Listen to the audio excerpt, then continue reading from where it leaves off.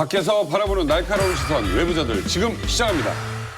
한반도의 훈풍이 계속되는 가운데 예측보로 김정은 위원장의 행보를 분석해보기 위해 특별히 통일부 장관을 지내셨던 정동영 의원님을 모셨습니다.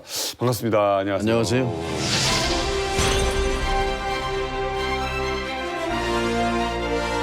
근황을 보니까 남북 정상회담에 자문단에 합류를 하셨다고요. 근데 이제 원로 자문단이라고 써졌는데 원로는 좀 월클을 붙였어요. 근데 선뜻 이렇게 허락을 하셨네요. 아예 이건 뭐 여야가 따로 없는 거죠. 저는 야당이지만 오늘 말씀입니다. 함께 지혜를 모아야죠. 평양 몇 번 갔다 오셨죠? 평양은 2차례 3차례 갔나요? 예. 가셔서도 뭐 중요 인물을 만나셨죠? 김정일 위원장에게 2가지 주제였어요. 하나는 2차 정상회담을 하자 하는 거였고 또 하나는 비핵화 테이블 6자 회담에 돌아오라 하는 거였어요. 그러니까 정상회담과 비핵화라는 주제는 지금과 이제 그 의제는 같은 거죠. 그렇죠. 지금 우리가 목격하고 있는 현실은 상상력의 한계를 이렇게 뛰어넘는 것 같아요. 남북 정상회담, 북미 정상회담 그리고 북중 정상회담을 아무도 짐작 못했잖아요. 크게 보면은 어쨌든 100년 내에 대전환의 기회다 이렇게 생각합니다. 자, 4월에 한반도에는 마침내 완연한 봄이 찾아온 듯합니다. 요즘 부쩍 외출이 잦아진 북한 김정은 위원장이 우리 예술단의 평양 공연장에도 깜짝 모습을 드러냈죠. 남한 쪽에 있는 여론 조성을 아주 자신에게 호의적으로 하는데 굉장히 애를 쓰는 모습이라고 생각을 해요. 그래서 또 평소에도 또 스위스에서 유학도 했기 때문에 어떤 자본주의의 대중문화에 대해서 많은 접촉을 했고 경험도 있고 즐길 줄 아는 능력을 가지고 있는 아마 그 공연을 보는 사람들 중에서 유일한 한 사람이었을지도 모르죠. 그런데 이제 지난번에 북한에서 예술단이 왔을 때 우리 문재인 대통령이 관람을 했지 않습니까? 거기에 대한 이제 답례 성격도 있습니다. 이제 두 번째는 최근에 김정은이 대외 언론 노출되는 것에 대해 굉장히 자부심이랄까요? 거기에 대해서 전혀 거리낌이 없는 그런 걸 느낄 수가 있습니다. 지금 이제 북한이 가장 바라는 것은 정상 국가화. 정상 국가를 인정받는 원하는 거 아니겠습니까? 그러면 그 공연을 자연스럽게 보면서 자기를 또 이만큼 체제에 대한 자신감이 있다는 걸 보여줄 수 있는 그런 계기이기 때문에 이렇게 막혀 있을 때 적대적인 나라 사이에 되게 체육 교류나 문화 예술 교류가 쉽게 서로 가까워지는 기회잖아요. 또 이번에 남쪽 예술단을 초청한 사람이 김정은 위원장이잖아요. 그래서 문화 예술 체육 교류를 통해서 일단 얼었던 얼음을 녹이는 첫 단계 워밍업 단계다 이렇게 느껴졌습니다. 집권 7년 차에 접어든 김정은 위원장은 최근 친구 찾기에도 재미를 붙인 것 같습니다. 그 전까지만 해도 사실 김정은은 세계의 왕따였잖아요. 또 사람들이 왕따시켰고 스스로 또 왕따를 자처를 했는데 요즘 와가지고 다 팔로잉이 늘고 있습니다. SNS처럼. 그러니까 뭐 트럼프도 했하고 심지어는 지금 보자면 오히려 아베도 나도 좀 팔로잉 받아줘 좀 이러고 있는 상태란 말이죠. 그래서 지금까지는 온라인에서 지금 팔로잉이 됐고 서로 이제 마파를 한 것 같아요. 우리 남한하고 북한이 마파를 한 것 같고 네. 그리고 이제 4월 27일이죠. 그때쯤 되면 이제 오프라인 모임 이런 뭐 현피를 둔다 그러나요? 오프라인 모임을 하게 되겠죠. 그렇죠. 예, 그리고 4월 27일 날 정상회담 한다는 게 굉장히 의미가 있습니다.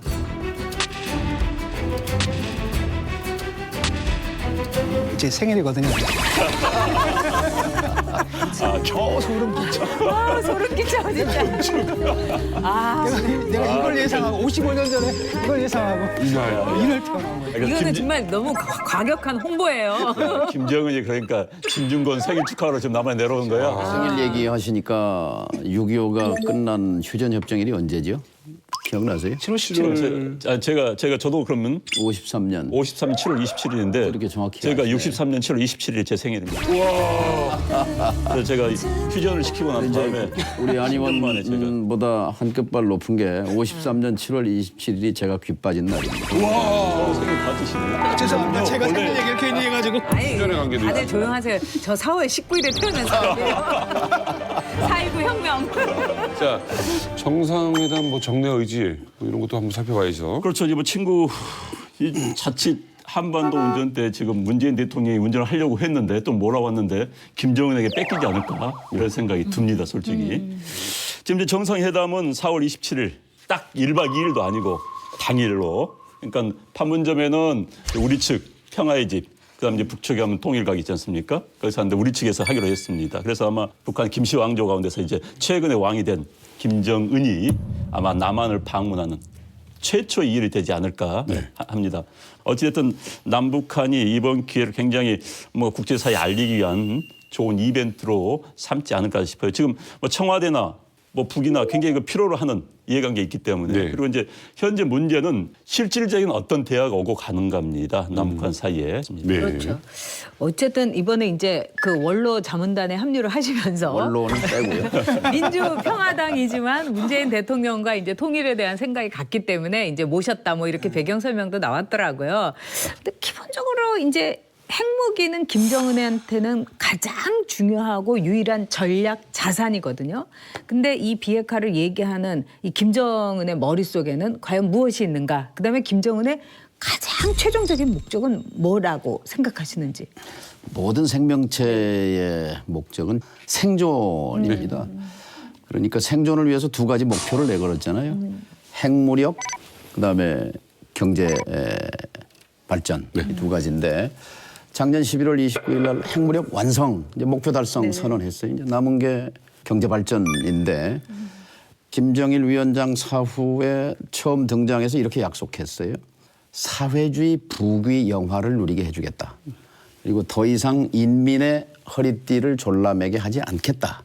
그 약속은 실현되지 않았어요. 네. 지난 6년 동안 김정은 위원장은 22군데의 경제개발 특구를 지정했습니다. 외국 투자자를 끌어들이고 기업을 유치해서 우리도 중국처럼 베트남처럼 경제를 발전시키겠다 하는 목표를 내걸었는데 작년 12월이면 한참 전쟁이 난해 만에 운운하고 그럴 때예요. 앞뒤가 안 맞지 않습니까? 그러니까 핵무력 완성을 했다는 그 선언 순간 저는 협상으로 유턴했다고 보는 겁니다.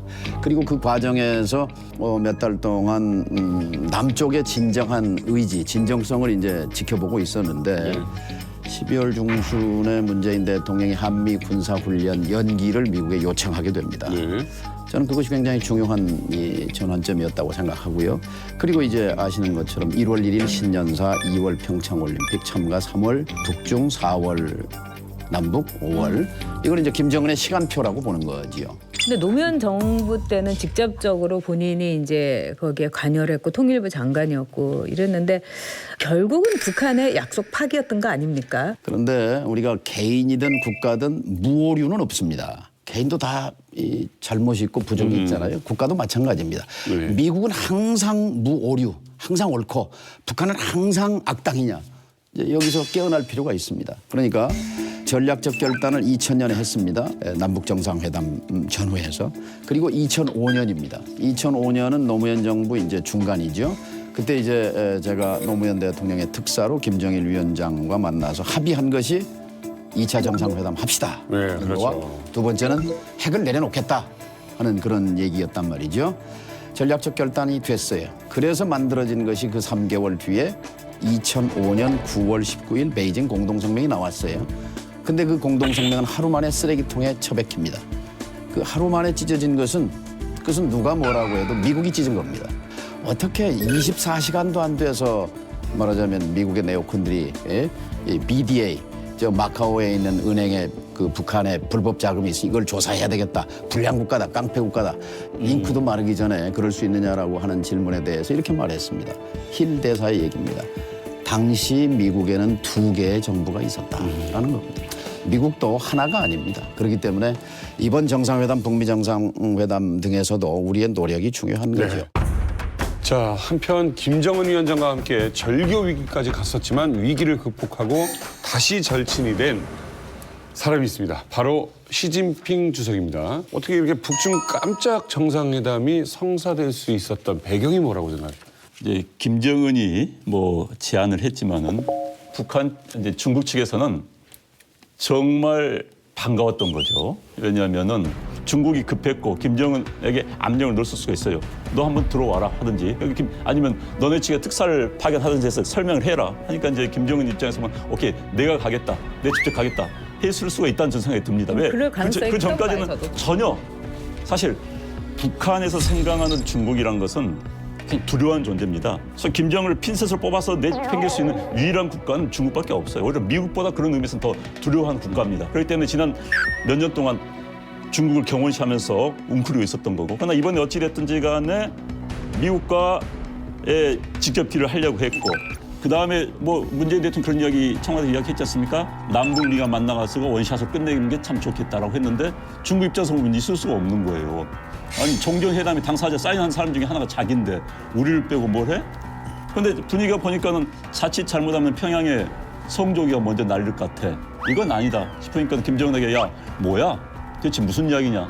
하면서 사전에 오고 갔겠죠. 북한에 대한 대북 제재의 핵심은 중국입니다. 그러니까 중국에서 자 오케이 그 문제까지 한번 상의해보자 하고 불러들였을 수가 있다고 봅니다. 물론 양식은 김정은이 오케이 그럼 내가 갔을 때 설명하겠습니다 했을 수도 있는 것이고요. 어찌됐든 중국 입장도 굉장히 급한 그런 상황이었다고 볼 수 있죠. 그러니까 작년 11월 중국 공산당 대외 연락부장 숭타오 송도라는 사람이 시진핑 주석의 특사로 평양을 가잖아요. 김정은이 만남을 거절합니다. 중국으로서는 네. 코가 납작해진 거예요.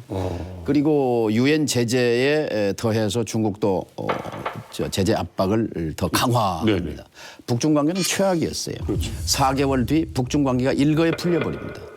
그러니까 이것이 이제 김정은 시간표에 있었던 거라고 저는 해석합니다. 얼마나 상징적이냐. 숭따오라는 이름이 참 굉장히 상징적이었는데 숭따오가 평양을 방문했을 때 김정은이 만나지도 않았습니다. 그런데 이번에 김정은이 열차를 타고 쭉 넘어갈 때 국경에서 김정은을 맞이한 게 숭따오였어요. 중국 입장에서 본다면 엄청난 환대를 해준 거죠. 베이징역에는 왕운이 그러니까 중국 서열 5번째입니다.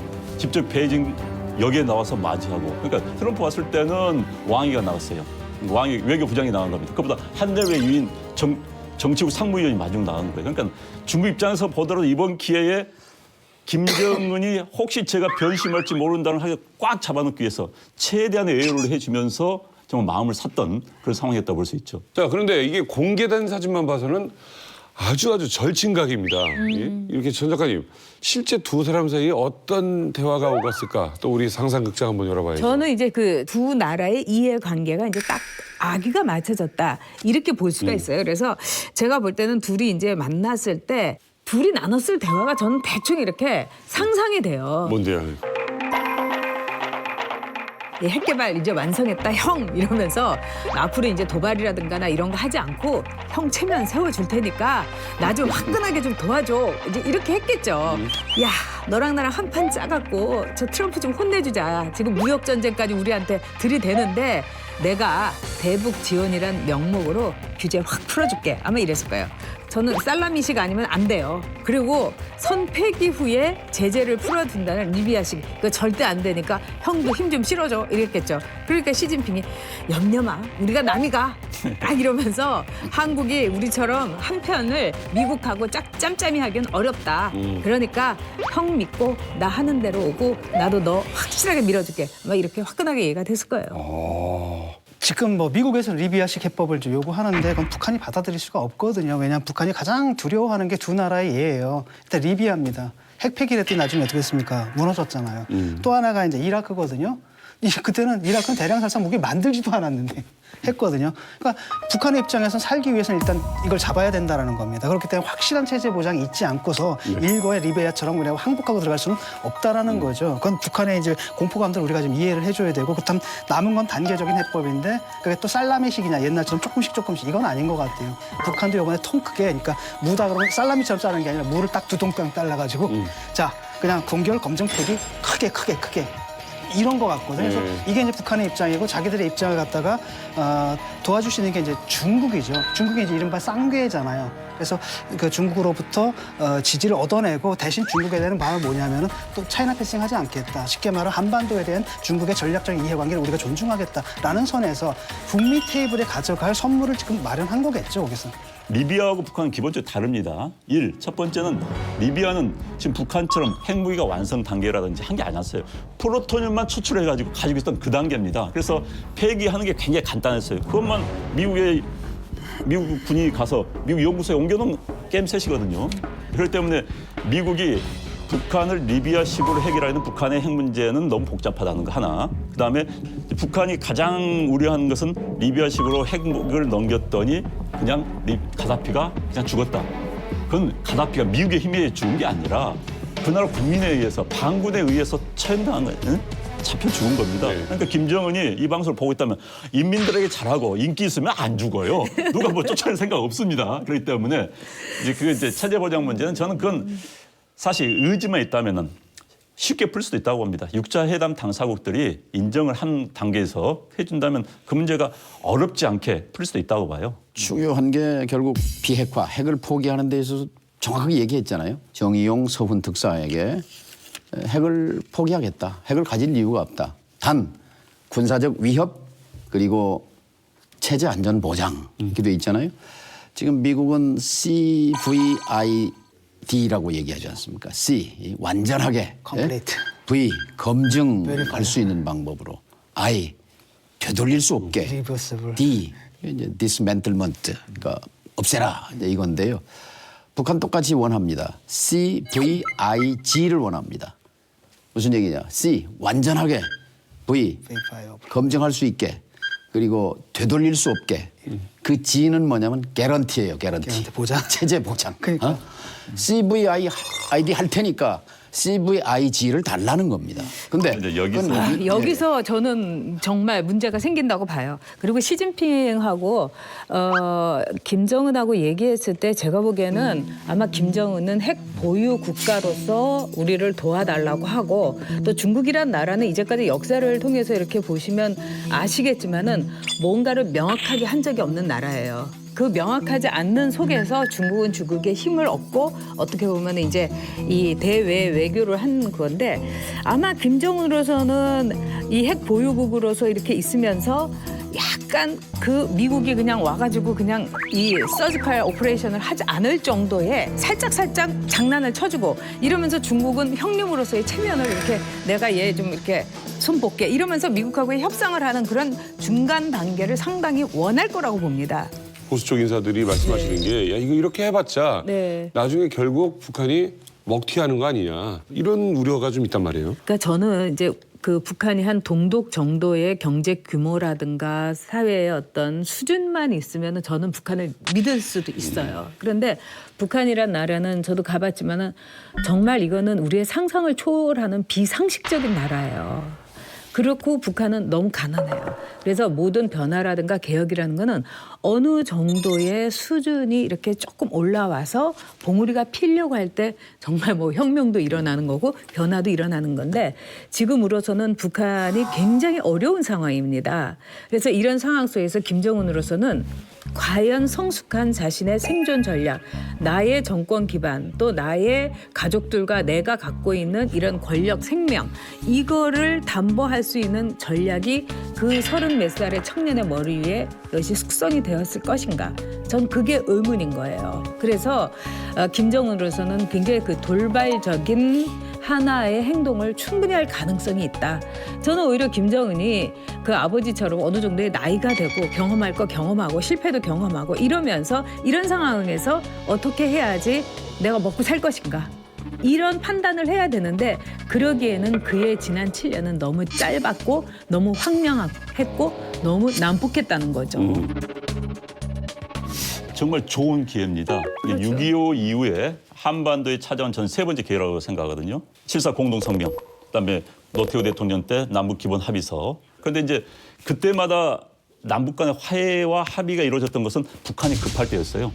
7.4 공동성명 나올 때는 남북 간의 경제를 격차가 이제 엎어질 때입니다. 70년대 그때부터 이제 남한이 북한보다 더 잘 살기 시작했어요. 그런 위기의식 속에서 북한이 나왔었고 노태우 대통령 때 남북 기본 합의서는 이른바 동북권이 붕괴되면서 북한도 붕괴될지 모른다는 위기의식. 또 이번에 북한이 나온 것도 미국의 강한 압박과 제재 속에서 북한 경제가 이 정도면 2년 후면 붕괴한다. 체제 위험성이 나온 겁니다. 그러니까 이제 쉽게 말해서 숨구멍을 다 막아버린 겁니다.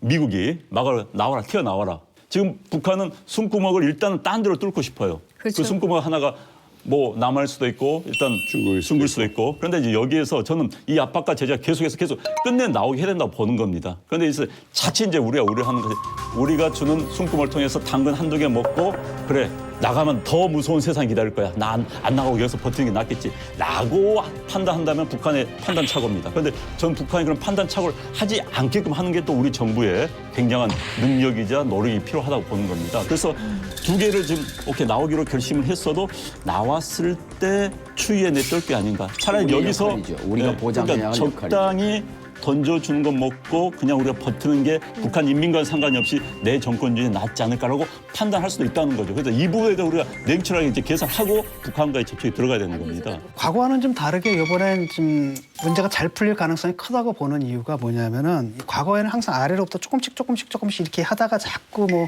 요거 당근 하나 좀 요거 주고 요거 이거 굉장히 오래 걸리거든요. 근데 이번에 그냥 북미가 그냥 통 크게 탁 치고 위에서부터 아래로 내려오는 스타일인 것 같고요.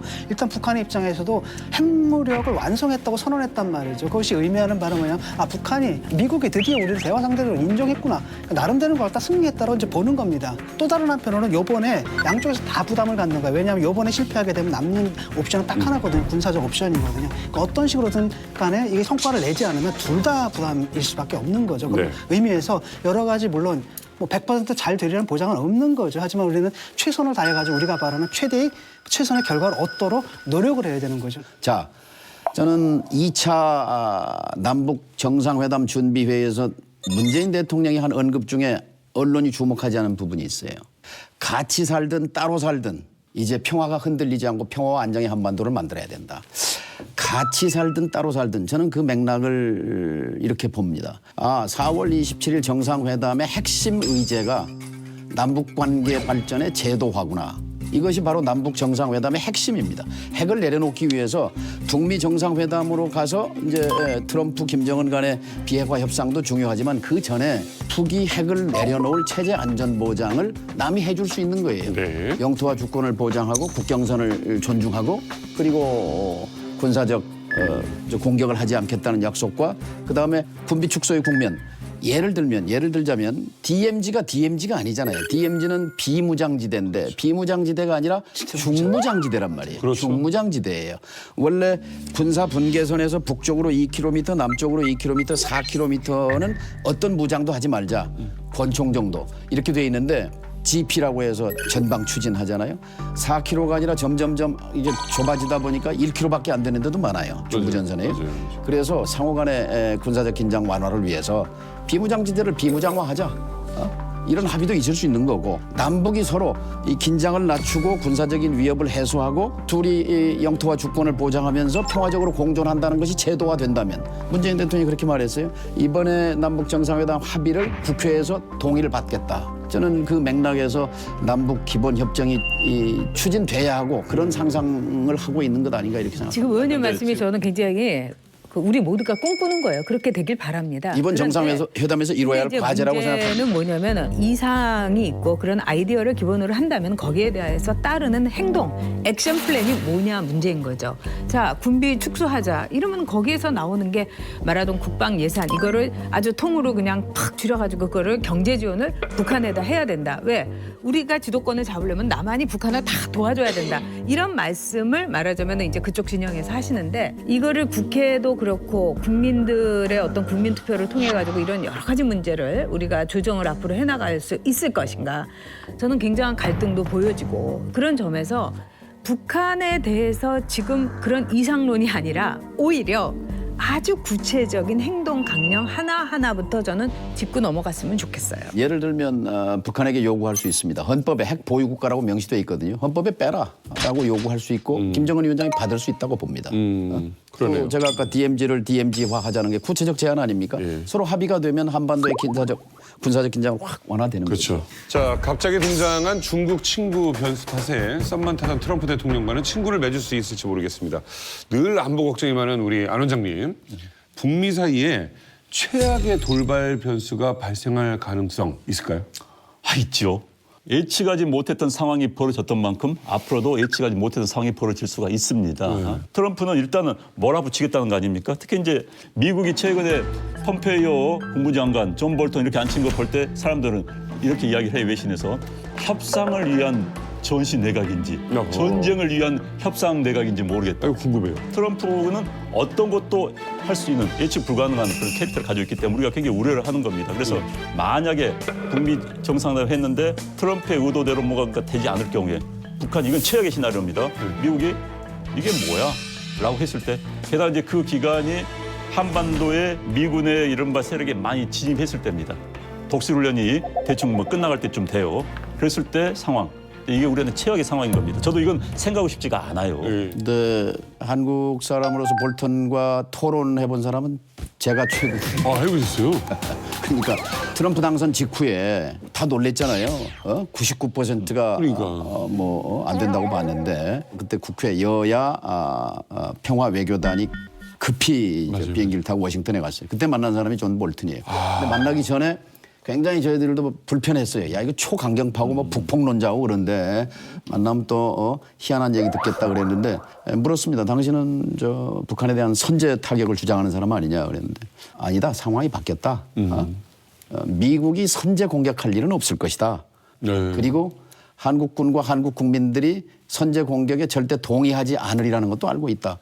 저는 굉장히 의외였어요. 또 최근에 얼마 전에는 또 뭐 결국은 남북 통일밖에 없다. 북한 무너뜨리는 수밖에 없다. 이제 이런 얘기를 해온 거 발언이죠. 보면은 그분도 고집은 센 사람이지만 상황론을 도외시할 수 없는 거고 또 하나는 충실한 주인의 말의 집행자다. 저는 그렇게 생각하기 때문에 비핵화는 하겠다라는 얘기가 나왔기 때문에 이제 정상회담이 이루어진 거잖아요.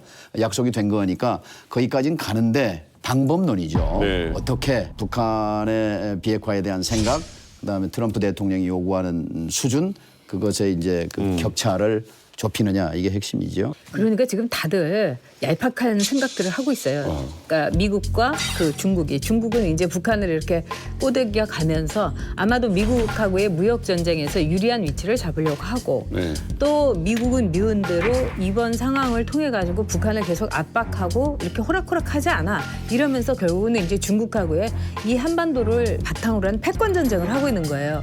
여기서 우리가 더 최악의 시나리오를 생각하고 정신을 똑바로 차려야 되는 거죠.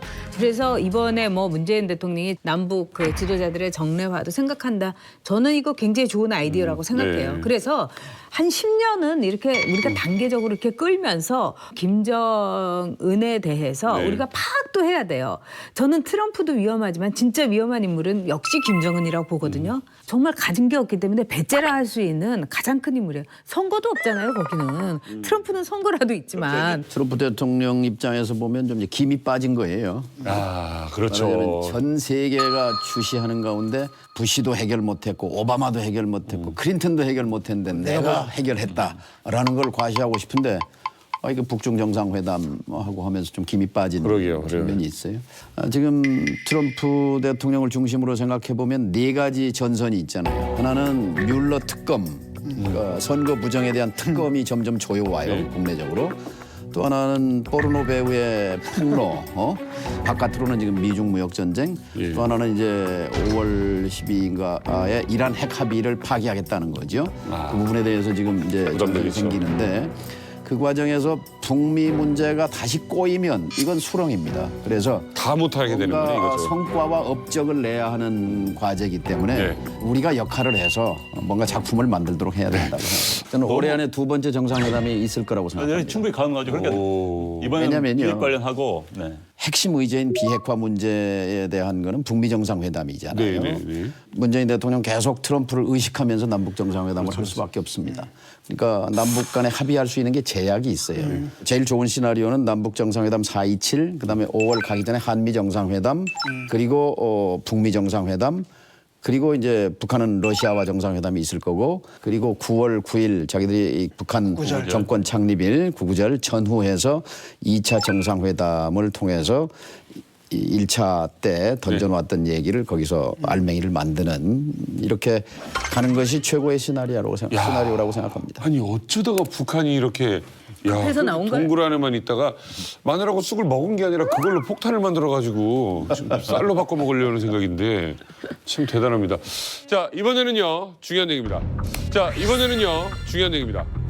일본의 아베 수상 이야기를 해볼 차례입니다.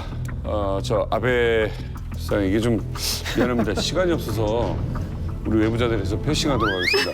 우리 외부자들에서 패싱하도록 하겠습니다. 스미마셍, 고멘나사이. 요걸 내버려 하시면서 왜 여기서도 패싱. 패싱. 매주 어떤 수습사원이 외부자들을 찾아주실지 기대가 되는 가운데 전직 검사 출신인 민주평화당 이용주 의원님께서 자리를 해주셨습니다. 반갑습니다. 안녕하세요. 이용주 의원님 청문회 때 같은 때 보면서 죄 짓지 말아야지라는 생각했거든요. 왜냐면 내가 저분한테 잡혀가면 난 다 불 수밖에 없겠다. 잘못한 사람이면 다 불어야 되는 거고요. 검사 때 얼마나 무서웠을까? 이영주 의원 난 앞에서도 얼굴 보니까 피해자들 굉장히 겁냈을 것 같았다. 그랬을 것 같죠. 아니 무서웠어요. 그 조윤선 전 장관한테 계속 봤냐. 블랙리스트가 없다고 생각하십니까? 의원님 직원들이 특검에 가서 그런 조윤선 내용이 중에 언론에 조윤선 중에 제가 어려운 말 물어보는 거 아니에요. 하나만 물어볼 거예요.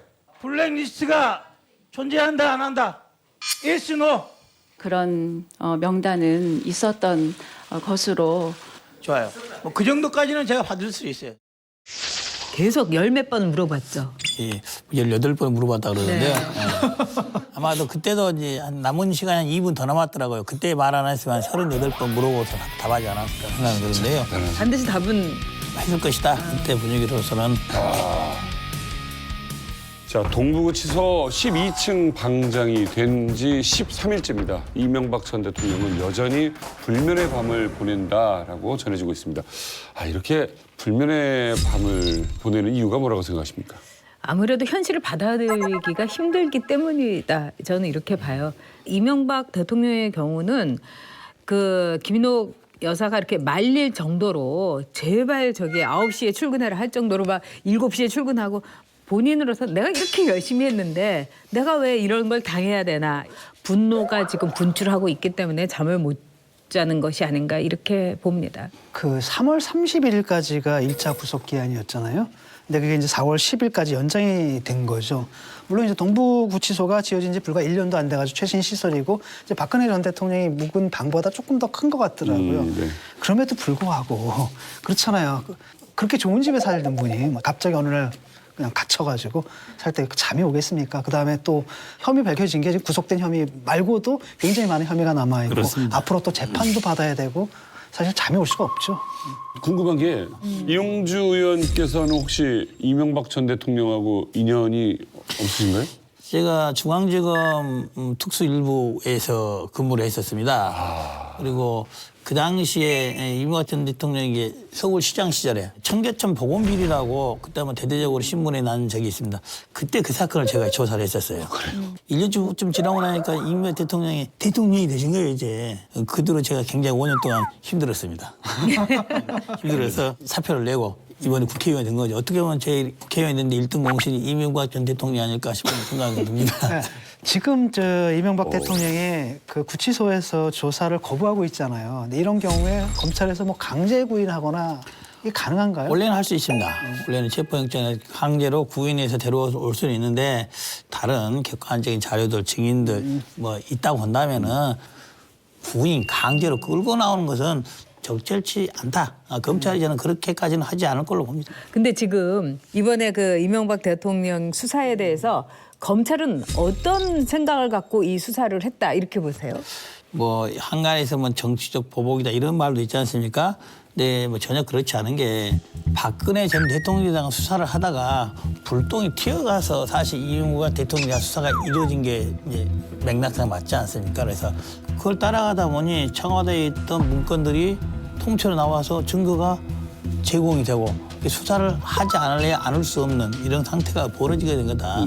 또 하나는 이제 검찰이 지금 이제 많이 국민들로부터 불신을 받고 있고 어떻게 보면 검찰로서는 명예회복을 해야지만이 이뤄가는 검찰의 입지를 세울 수 있는 그런 고려도 없지 않을 것이다. 라고 봅니다. 그러니까 이제 검찰이 이게 참 이제 딜레마인 게 검찰이 검찰 조직의 명예 회복을 위해서 공권력을 휘두른다. 이건 말이 안 되는 거거든요. 그건 사가 끼어든 겁니다. 과거에 노무현 대통령 수사할 때도 이명박 대통령 청와대 측에서 그랬다고 그래요. 불구속 수사하고 너무 세게 하지 말고 현지에서 조사를 받게 해라 했는데 우병우 등 그 수사 일선 지휘층에서 서울로 끄집어 올려야 됩니다. 라고 해가지고 그 모욕감을 줬다는 거 아닙니까? 그러니까 이제 검찰이 굉장히 좀 과잉을 한 경우가 있어요. 이제 검찰이 이제 그런 이제 의도가 있다는 것은 이번 수사에 5%에 남짓한 부분인 것이죠. 대부분의 것은 이 범죄의 중대성에 기인해서 한 것이지 그것을 그렇게 크게 비난하거나 이번 검찰 수사에 무리하다고 다툴 만한 사정은 아니다. 자, 이명박 전 대통령이 전면 옥중 조사 보이콧을 선언한 와중에 뇌물수수 개입 의혹을 받고 있는 김윤옥 여사 또한 이 검찰 조사를 거부를 했습니다. 이 전직 검사의 입장에서 어떻게 보셨습니까? 이거 매우 잘못된 결정입니다. 왜 그러냐면 김윤옥 여사께서 본인의 형사적인 문제고 사법 절차에 대한 문제인데 비록 남편이지만은 이명박 대통령과 입장을 같이 하는 것은 도움이 안 된다. 검찰 입장에서는 이거 어떻게 해요, 이럴 때? 사실상 이제 방법은 없죠. 피의자로 전환시켜 방법이 없다. 그렇습니다. 여러 가지 부분에 있어서는 참고인의 자격이 지위에 있는 부분도 있을 텐데 뭐 한두 부분 정도는 명확히 피의자성이 있는 것이 있기 때문에 제 판단으로는 피의자가 될 가능성이 상당히 있다. 글쎄 뭐 검찰이 이제 조사를 안 하고 기소할 수 있는 겁니다. 아까 말씀하신 거는 대한민국 기소 독점권을 검찰이 가지고 있기 때문에 이제 기소란 건 딱 이겁니다. 국가 공권력이 자, 저 사람은 죄가 있는 것 같으니 법원에서 좀 판단해 주십시오 이거예요. 그럼 이제 법원에서 피고인을 데려다가 너 정말 죄가 있는지 한번 따져보자. 그럼 검찰은 죄가 있겠다 주장하고 이쪽에 죄가 없겠다. 이거 따지는 과정입니다. 기소라는 건. 그런데 이제 우리는 검찰 권력을 워낙 무서워하다 보니까 검찰에서 구속하고 기소하면 다 죄가 있는 것으로 이렇게 생각하는데 그건 아니죠. 그런데 이제 김윤옥 여사가 가서 떳떳하게 했으면 이런 문제가 안 생기는데 왜 그런지 잘 모르겠어요. 그러다 또 이제 그렇다고 해서 수사 거부하는 것도 본인의 뭐 기본권 중에 하나니까 뭐 거부는 할 수 없는 거고. 그럼 검찰이 불리한 상태에서 기소장을 넣을 수 있는 거고 뭐 그러니까 그건 뭐 본인의 판단이라고 볼 수 없는 거죠. 네. 근데 이제 박근혜 전 대통령하고 이명박 전 대통령하고 사안을 대하는 그 전략이라고 할까요? 자세가 굉장히 차이가 크더라고요. 그러니까 박근혜 대통령의 경우에는 감성 충만 변호사들하고 같이 아몰랑 거의 작전으로 이제 대처를 하고 있는 거예요. 근데 이제 이명박 대통령의 경우는 철저하게 이 법리적으로 볼 때 따져보겠다. 그렇기 때문에 뭐 일본 같은 나라에서는 한 사건 갖고도 10년도 가고 이러기 때문에 이거를 구속 상태에서 받는 것은 부당한 것이다. 이러면서 굉장히 적극적인 어떤 법리 투쟁을 지금 벌이려고 하는 것이 아닌가 그런 생각이 들어요. 근데 이명박 대통령도 그런 건 있는 것 같아요. 본인이 지금 굉장히 이제 억울한 부분이 많습니다. 그러니까 재판 과정에서 뭔가 오해를 풀어야겠다 이런 생각이 굉장히 강할 것 같아요. 그래서 아마도 법정 가서 뭔가 다투고 싶은 생각이 있겠죠. 재판 과정을 통해서 억울함이 풀리는 경우는 저는 거의 본 적이 없는 것 같아요. 지금의 스탠스로는 이명박 대통령이면 조사 거부할 수 있다고 봐요. 네. 하지만은 기소가 된다면은 검찰이라든지 어떻게 보면 현 정부를 자극해서 그래 그러면 있는 거 하면 끝까지 한번 가보자 이런 식으로 가게 되면은 국가적으로는 좋지 않은 결과가 올 수 있죠. 오히려 실질적으로 이 사건이 가서 전체가 무죄가 될 거라고 생각하는 사람이 몇 명이나 있겠습니까? 저는 그거는 이명박 전 대통령도 그렇지 않을 거라 생각할 거예요. 유죄가 될 텐데 그러면은 형이 얼마나 나올 것이냐, 언제쯤 사면쯤 될 것인가, 사면이 될 것인가를 염두에 둬야 하지 않겠습니다. 그렇다고 한다면 수사에 임하는 자세, 재판에 있는 태도 이런 걸 보고 사면을 검토해야 할 단계가 됐을 때 국민들이 아니 그 당시에 이렇게 법정이 안 나오고 수사 협조 안 했던 사람들을 어떻게 법의 이름으로 사면을 해주느냐 들고 일어나면은 사실상 사면이 어렵지 않겠습니까? 그래서 그런 점들을 좀 설득을 시켜야죠. 나중을 위해서라도 지금 나와서 조사 받는 게 맞다. 네. 자, 한편 지난주 이명박 전 대통령 금고지기들의 재판이 본격적으로 시작이 됐습니다. 혐의를 인정하기도 하고 또 억울함을 호소하기도 했어요.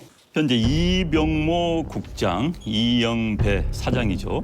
근데 이제 이 두 사람이 혐의가 이병모 씨는 다스의 자회사인 홍은프레임 그리고 금강에서 한 18억 원을 횡령을 했다고 그러고요. 또 홍은프레임에서 한 40억 원을 이시영 씨 소유 회사 타원에 무담보 처리했다. 그러니까 담보를 받지 않고 처리해서 이 배임 혐의. 이건 사실 논란이 될 겁니다. 담보 안 줬기 때문에 배임. 배임이란 건 굉장히 애매한 법입니다. 자, 예를 들어서 뭐 무담보 처리를 했으면 이게 배임 될 수도 안 됐었는데 이건 결국에 눈 감아주면 넘어가는 거예요. 아, 무담보를 해서. 아니 신용이 있기 때문에 나는 그쵸? 입장에서 보면 난 저 사람 신용 믿고 줬어. 그런데 검찰은 시인용을 네가 어떻게 믿고 줬어? 너 배임이야. 너 인물 다 하지 않은 거야. 이거 굉장히 골 때리는 거예요. 근데 기소하면 기소되는 겁니다, 이게.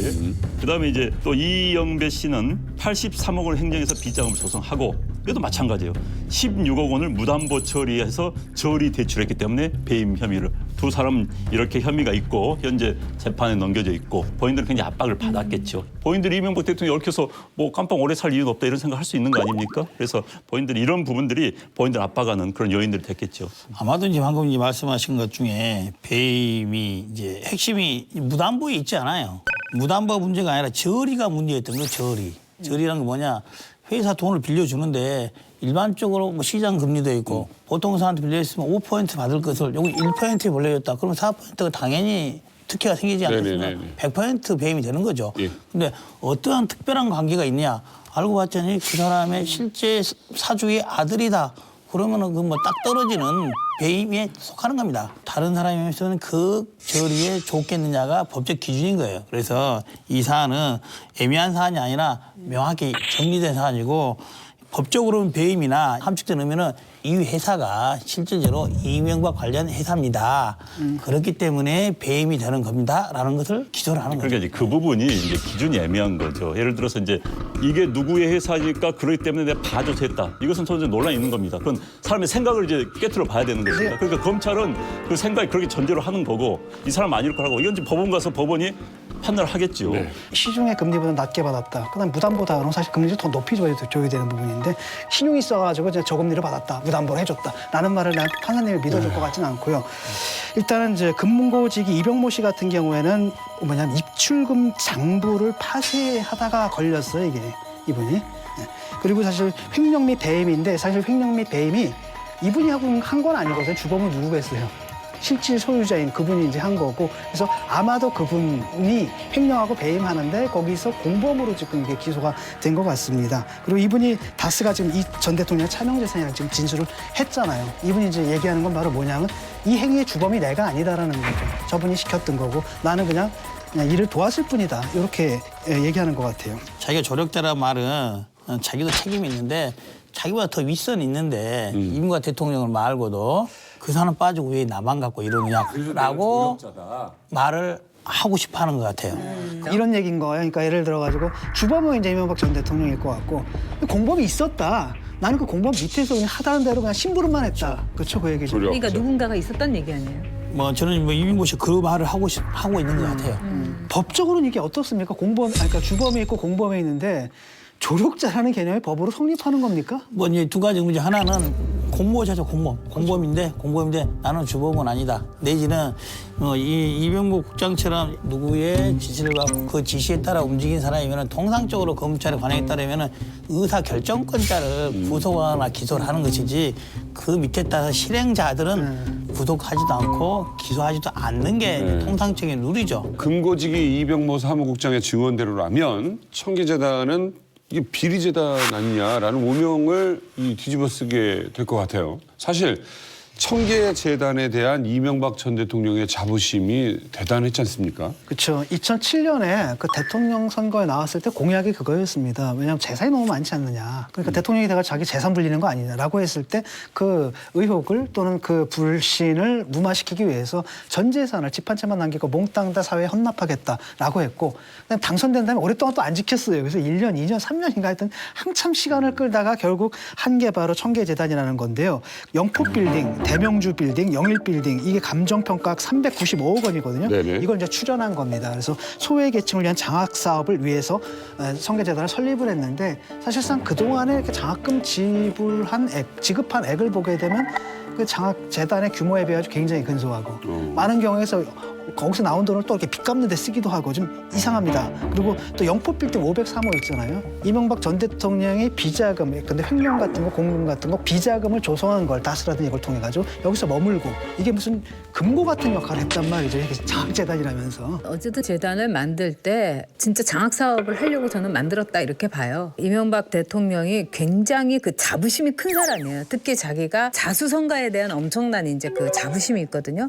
그래서 이 바레인의 개인에 가갖고 강연을 했을 때 나의 스승은 가난과 나의 어머님이었다. 나 개인의 성공에 그치지 않고 가난하고 그러나 열심히 살려고 있는 학생들을 위해서 장학재단을 만든다는 거.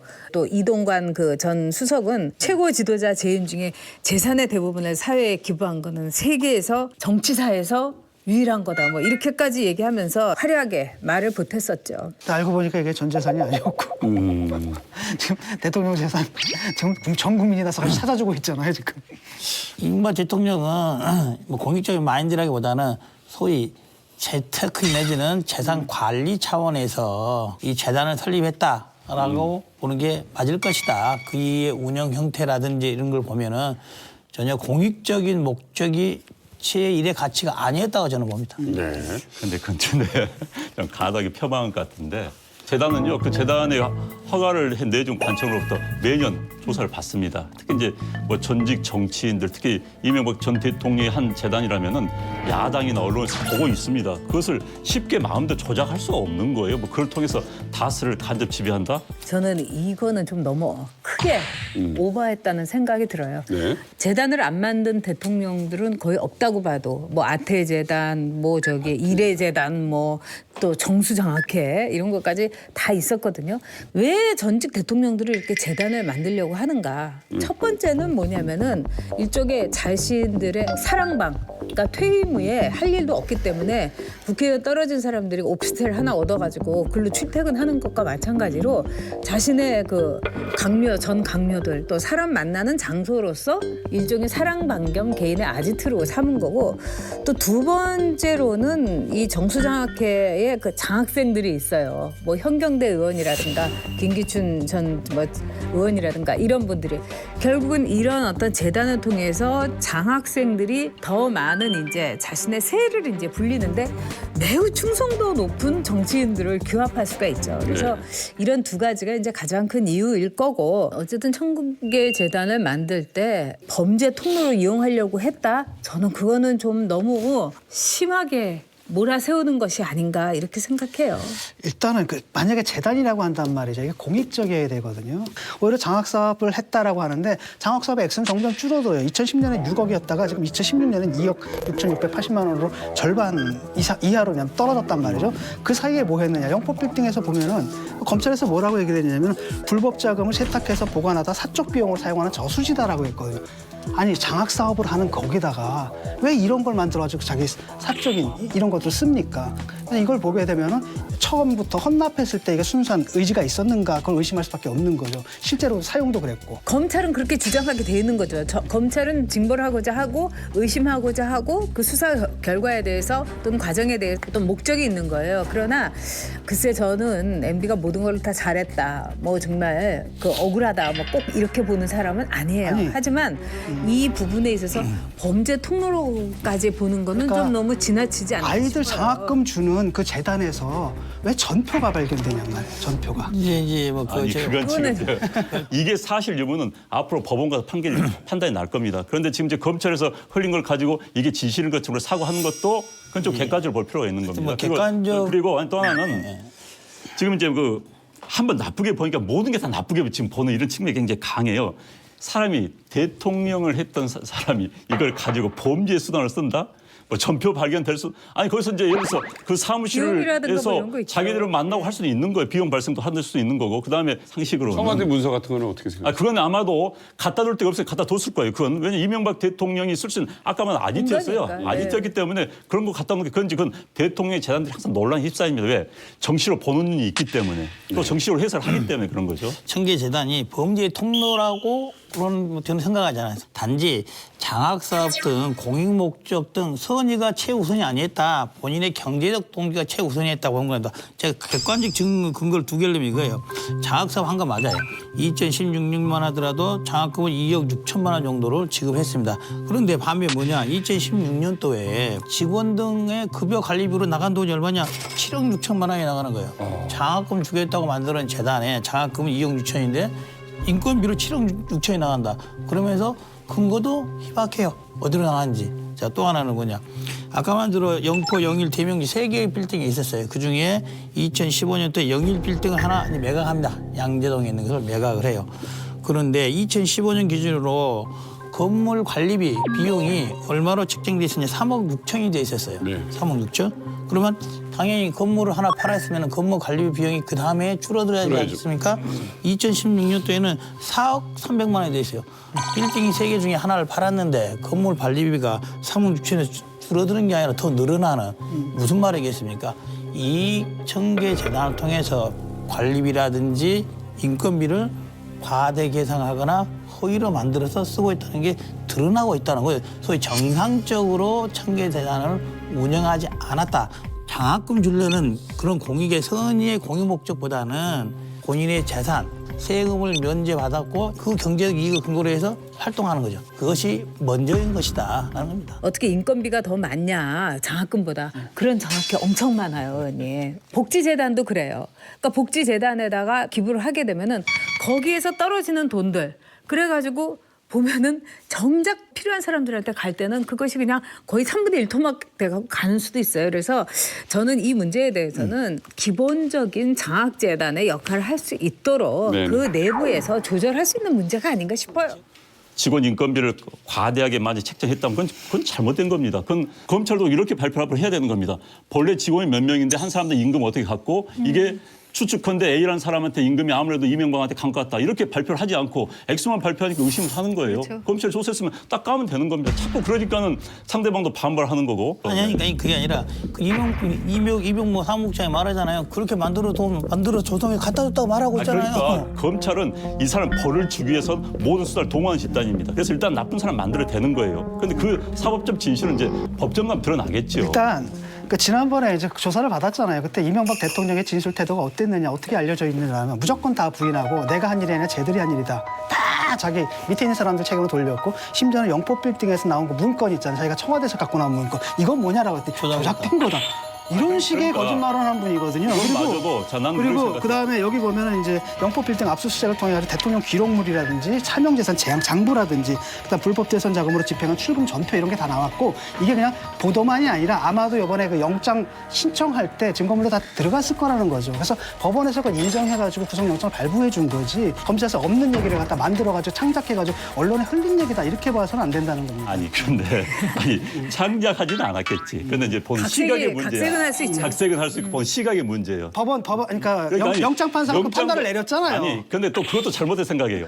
영장 판사가 영장을 유무죄를 한 아는 거 건 아니에요. 아니에요. 난 그것도 참 우리 우리나라 시각이 잘못된 건데 구속영장의 요건이 겁니다. 사안의 중대성, 도주, 인멸하거나. 인멸 뭐 이런 거지. 아니요. 그러니까 그건 하나 더 그건 있어요. 뭐냐면 범죄 사실이 상당히 소명이 됐고 그러니까 소명 그렇지. 그러니까 이제 그런데 이번에는 그 부분은 아니었지. 법원에서 그만큼 인정을 해준다는 거 증거물로 볼 때 이런 범죄 사실이 그러니까 상당히 네 개 소명이 가운데서 된다는 아니 거죠. 자, 청계재단을 향한 시선 중에 다스를 향한 상속 통로가 아니냐라는 의혹도 있어요. 그렇습니다. 주주상으로는 그 당시 최대 주주는 김윤현 여사의 남동생 김재정 씨가 최대 주주였었어요. 네네. 최대 주주였었는데 그분이 이제 갑작스럽게 돌아가십니다.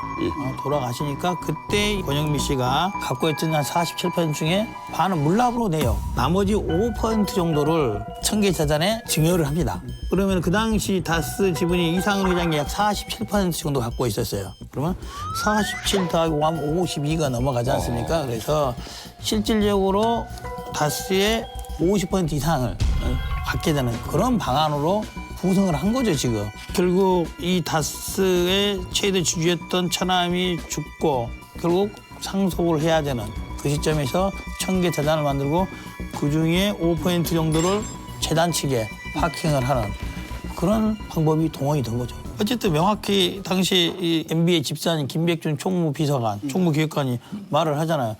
대통령께서 재단법인 설립해서 차명예산 어떻게 할 것인지 방안을 강구해 와라라고 해서 했다 말도 하고 있고 그 당시 작성됐던 문건 있다는 거예요. 이 청계재단은 그런 목적, 그런 경제적 목적으로 만드는 게 우선인 것이지 장학사업이라든지 복지사업 등 공익 목적으로 기한이 됐던 게 아니라는 거죠.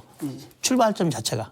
제가 보기에는 이제 적극적으로 장학 사업을 하지 않고 그거를 자신의 어떤 퇴임 후에 사무실 기능인데 거기다가 장학회라는 이제 재단 이름을 이제 명분으로. 넣었다 이렇게 보면 될 것 같아요. 제가 보기에는 이명박 대통령이 우리가 이제 보수로서 참 아쉬운 게 뭐냐면은 이게 이 종이 한 장 차이일 수도 있어요. 근데 왜 그 종이 한 장에 어떤 미련이라든가 이익이라든가 이런 걸 넘어서지 못했을까? 그러니까 우리 그 이용주 의원님도 빨리 검사의 마인드를 넘어서서 정치인의 마인드로 가야 되는 거예요. 지금 저는 이렇게 보니까 아 검사분을 한번 모셔가지고 우리가 얘기를 듣고 있구나 이런 생각이. 왜냐하면 이 팩트만 얘기를 해요.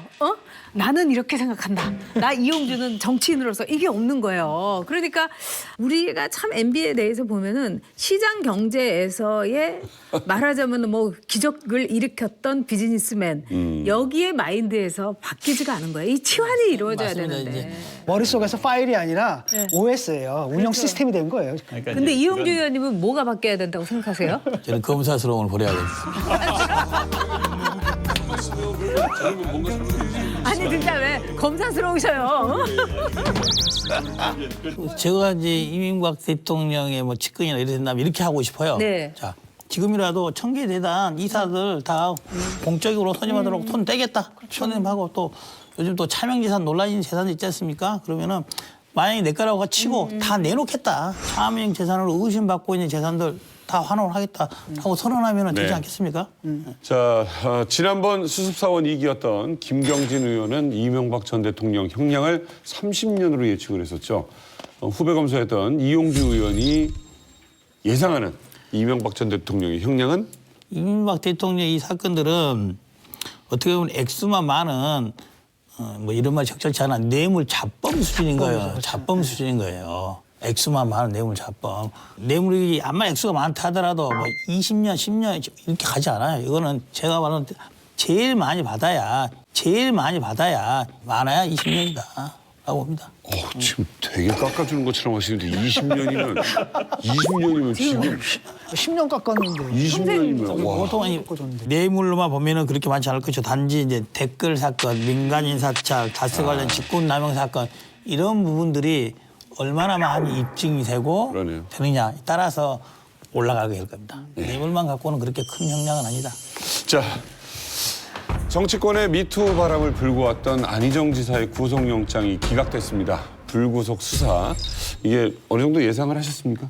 불구속 될 수도 있겠다고 좀 생각을 한 건 뭐냐면은 뭐 이분이 무슨 증거인멸을 하거나 아니면은 도주를 하거나 이럴 건 아니고 사실 팩트는 확인이 된 건데 문제는 팩트에 대한 해석 싸움이잖아요. 저쪽에서는 뭐라고 그래요? 이게 이제 위계에 의한 강제였다라고 보고 이분 같은 경우는 사귄 거다. 이렇게 보는 거고요. 사실 법원도 고민 많이 했을 거예요. 뭐 여론으로는 이미 엄청난 범죄를 저지른 사람이 돼 있는데 안희정 전 지사가 안 나온다고 했는데 또 굳이 불렀어요.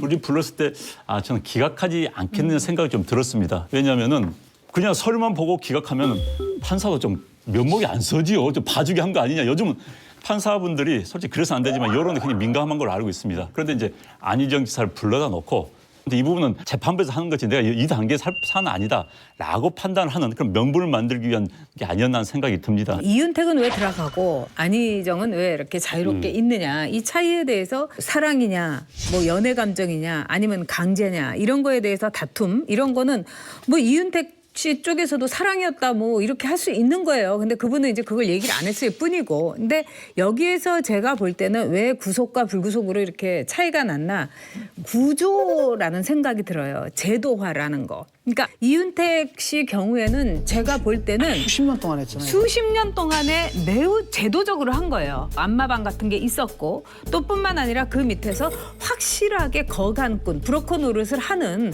김모라는 또 대표가 있었던 거예요. 이거는 매우 조직적이고 제도적이고 정기적인 아주 추악한 범죄인 거죠. 그래서 그런 점에서 이윤택 씨는 당연히 이제 구속시켜야 되는데 그렇다면 안희정 씨는 진짜 가벼운가? 공직에 있는 사람으로서 이런 일을 부정기적으로 또는 비제도적으로 저질렀다 하더라도 저는 엄벌했어야 된다고 봅니다. 네. 저도 또 하나 궁금한 거는 만약에 검사님이시잖아요. 그러면 기소를 할 때 입증을 해야 되잖아요. 이게 위계에 의한 것이라고. 그럼 도대체 그 위계에 의한 것을 입증하는 게 뭘 가지고 입증할 수 있나요? 이런 경우엔? 위계라는 것은 통상적으로 뭐 술을 먹인다니 그런 걸 말하는 거. 여기서는 이제 상급자 아니겠어요? 안희정 지사 상급자고 연구원에 있는 그 직원도 마찬가지고 이게 수행비서도 마찬가지고 그 간의 권력 관계가 얼마나 큰 절대적인지가 차이가 나는 거죠. 인사권. 성택의 경우에는 뭐 여러 가지 사례가 있었잖아요. 예를 들면 그걸 거부했던 사람들도 많이 있었거든요. 그런 사람들은 예외 없이 영국교회 다 퇴출 이런 결과가 절대적으로 나타나 있었지 않습니까? 안희정 지사의 경우에는 그런 부분들이 명확히 입증이 좀 덜 돼 있다. 아직은 다른 피해자들이 더 나서서 내가 이렇게 거부를 했더니 직위를 배제했다든지 한번 따돌리했다든지 뭐 그런 정황들이 좀 제시가 되어야 된다. 네. 제시가 돼야 된다. 검찰에서는 지금 영장을 재청구하겠다 하는데 기존 사건만이 아니라 추가적으로 고소 들어온 부분에 대해서 조사를 해서 그걸 보충을 하겠다는 거 아니겠습니까? 그런데 첫 번째 사안 같은 정도의 조사만 이루어진다면은 영장 발부는 쉽지 않을 것이다. 네. 그것과 다른 양태, 다른 것들이 좀 드러나야지만이 영장이 발부가 되지 않을까라는 생각합니다. 이 와중에 외부자들의 민원 전화가 한 통 걸려왔습니다. 제작진을 통해서 꼭 할 말이 있다라고 말씀을 하셨다는데요. 여보세요? 네, 안녕하세요. 네, 안녕하십니까. 오늘 민원 신청인은 바로 조기숙 교수님이십니다. 제작진을 통해서 꼭 할 말씀이 있다라고 하셨는데 어떤 이야기를 하고 싶으셨나요? 네, 제가 어느 날 자고 일어났더니요. 네. 모 포털 검색어 1위를 했더라고요. 네. 그래서 패친들이 이게 다 외부자 덕분이다라고 해서 예. 미투 운동이 이렇게 정치권 뉴스까지 점령을 했는데 조기숙 교수 발언이 화제였죠. 예, 위계와 위력에 의한 상습적 성범행만이 폭로에 의해 국민적 곡감을 없는 미투로 자리 잡을 수 있다. 그러니까 한 번만 당한 거는 성폭행이 아니란 얘기냔 말이에요. 상습적 반복적. 우리 정치를 시궁창에 넣는 것만 걱정을 하는데 그러니까 어떻게 이런 글을 쓸 수 있는지. 시각 자체가 좀 굉장히 좀 왜곡된 것 같아요, 이건. 저는 뭐 상호 비판을 통해 사회가 발전한다고 생각하기 때문에 네. 저에 대한 비판은 언제나 환영합니다. 네. 그런데 제 의사가 왜곡돼서 비판을 받는 건 좀 곤란하지 않나. 어떤 부분이 어떻게 좀 잘못됐다라고 생각하시는지 한번 말씀을 해주시죠. 저는 일단 미투 운동을 굉장히 환영하고요. 이게 혁명적으로 우리의 의식을 바꿀 문화 운동이기 때문에 저는 반드시 성공해야 된다 이렇게 생각하거든요. 네. 근데 이제 미투 운동도 좀 균형 감각을 가지고 네. 잘 가야 지속될 수 있다. 이런 마음에서 이제 가장 우려가 되는 언론의 역할에 대해서 제가 비판을 했는데 네. 특히 저는 이제 미투 운동이 사법 재판하고 달리 여론 재판의 성격을 띠잖아요. 네. 그래서 언론의 역할이 핵심이라고 보는데 네. 이제 첫 번째는 성폭력에 대한 폭로와 불륜 폭로를 구분해야 된다. 근데 왜냐하면은 미투 운동은 성적 자기결정권을 존중하는 운동인데 불륜 보도는 오히려 이걸 침해하는 거거든요. 네. 그래서 양자의 정신이 배치된다라고 했는데 이 부분은 외부자 패널들도 뭐 비슷한 생각을 가지고 있어서 큰 문제가 없는 것 같은데 네. 이제 제가 마치 일회성 성폭력은 미투가 아니다라고 한 것처럼 그때 언론에- 많은 언론에서도 그렇게 나와 있더라고요. 예, 그러니까 그거는 예. 저는 엄연한 왜곡 보도라고 생각하고요. 일단 미투가 굉장히 좀 제한적으로 상습적이고 지속적인 그런 성추행이나 성폭행에 대해서 해온 거는 이제 미국의 상황을 얘기한 거고 네. 우리나라는 얼마든지 우리 상황에 맞게 이제 변경돼서 저는 정착되는 과정이라고 생각을 해요. 근데 이제 그 중에서 제가 문제를 삼은 거는 성폭력이라 하더라도 성폭행이 있고 성추행이 있고 성희롱이 있어요. 네. 이게 죄질이 다 다르거든요. 우리가 권력의 폭력이나 위력이 없는 그런 사인 간의 상호 증언이 서로 다른 경우, 그러니까 동의가 안 되는 경우, 게다가 익명 폭로인데 증거나 논리가 불충분할 경우, 여성은 얼마든지 폭로를 할 수 있죠. 이런 경우도. 그러나 언론이 보도에 신중을 기하라는 거예요. 네. 제가 말한 이런 특별한 경우에 네. 제대로 된 증거도 없이 자칫 가해자를 그냥 성폭력 범으로 몰았을 경우에 네. 이게 저는 피해자에 대한 2차 가해가 우려된다는 거예요. 네네. 오히려. 올리신 거를 제가 직접 읽어드릴게요. 네네. 한 남성과 여성 사이의 일회적인 성추행, 그것도 당시 권력이 없는 사람의 미수 행위, 여러 여성에게 상습적으로 폭력을 행사했던 게 아니라 한 여성이 한 번 경험한 것은 미투의 본질과 거리가 멀다. 위계와 위력에 의한 상습적 성범행만이 폭로에 의해 국민적 공감을 얻는 미투로 자리를 잡을 수 있다라고 이렇게 말씀을 하셨거든요.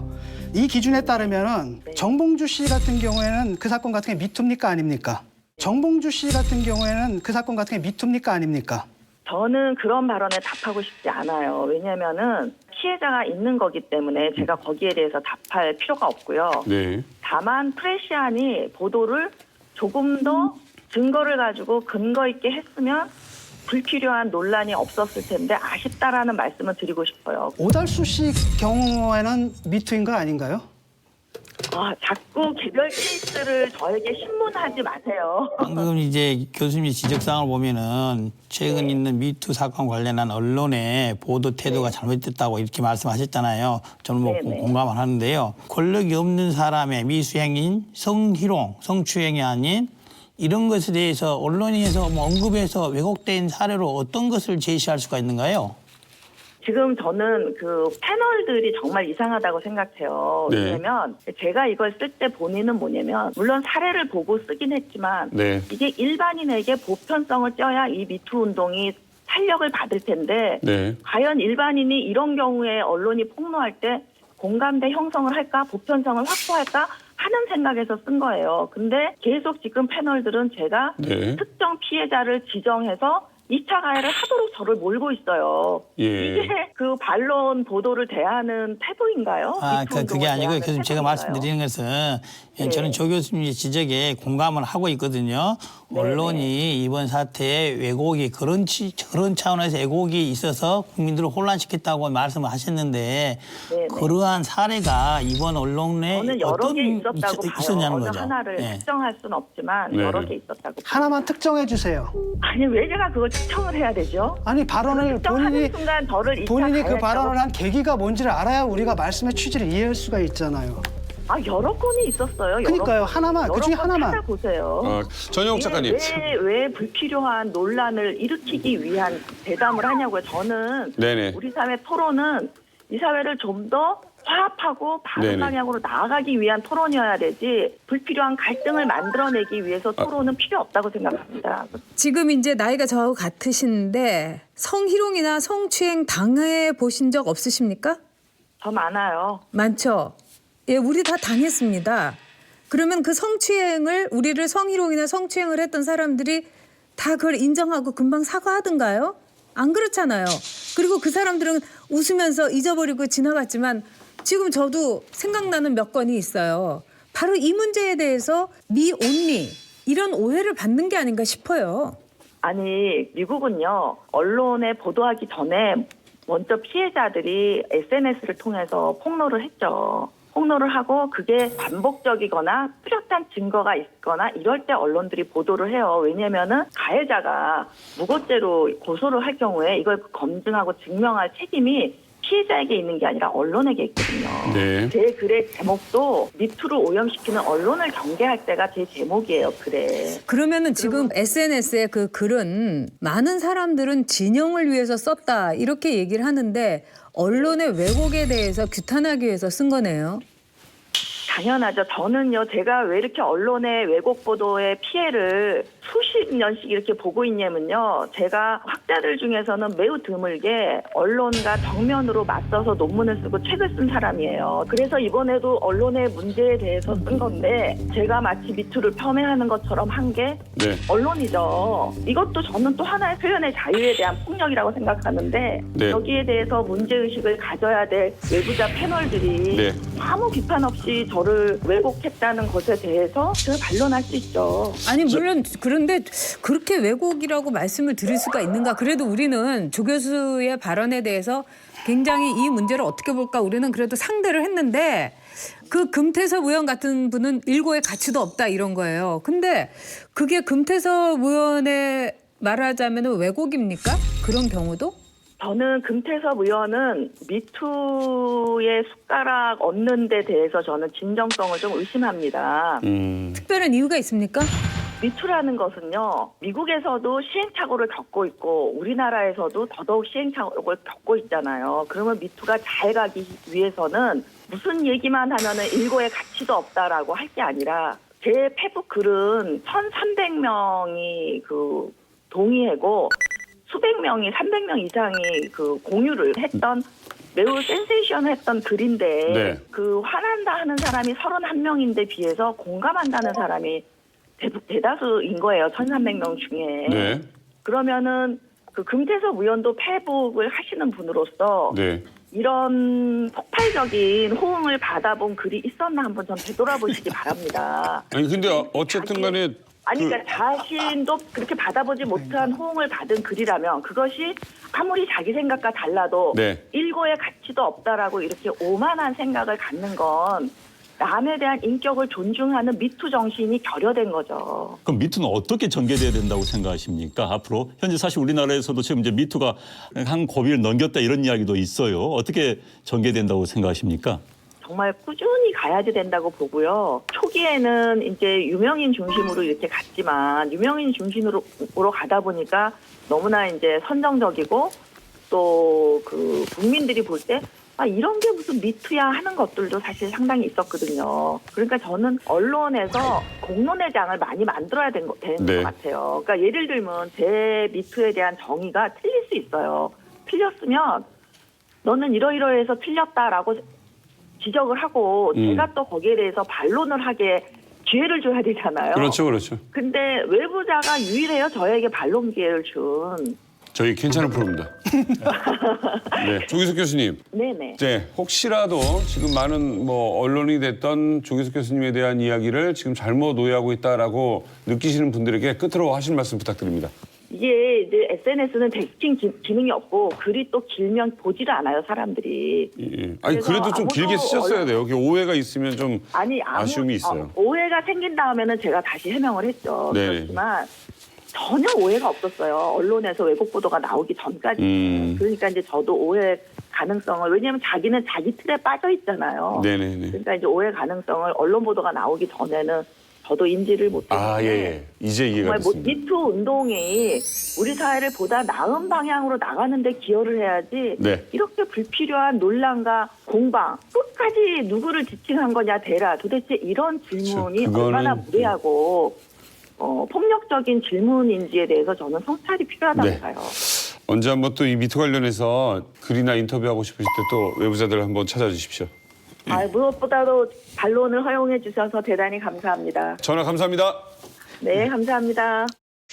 오늘 버럭 요정 이용주 의원과 함께한 시간 어떠셨습니까? 우리가 이렇게 외부자들로 만나길 다행입니다. 그러니까 내가 만약에 저쪽 현직 계실 때 고객으로 갔어봐요. 어우. 저를 처음 보시면 다 그렇게 생각하는데 두 번, 세 번 보면 아주 편한 사람으로 다시 보게 됩니다. 자 이용주 의원께 여쭤보겠습니다. 전용욱 작가님을 가까이서 보신 거는 거의 뭐 처음이시죠? 처음입니다. 예. TV 화면에서 볼 때는요. 굉장히 저 강력한 인상에서 야, 저분이 그 유명한 전역이구나. 예. 비호감이었는데요. 비호감이었는데요. 옆에서 보니까 아니에요. 그러니까 전역 우리 전 의원님 앞으로 굉장히 친근하게 잘 지낼 것 같습니다. 아, 제가 또 이상형이었군요. 이용주 의원님의. 아니, 뭐 기꺼이. 네.